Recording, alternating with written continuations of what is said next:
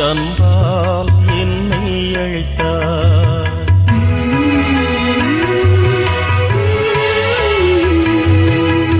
கையில் என்னை நீ பொறித்தார்.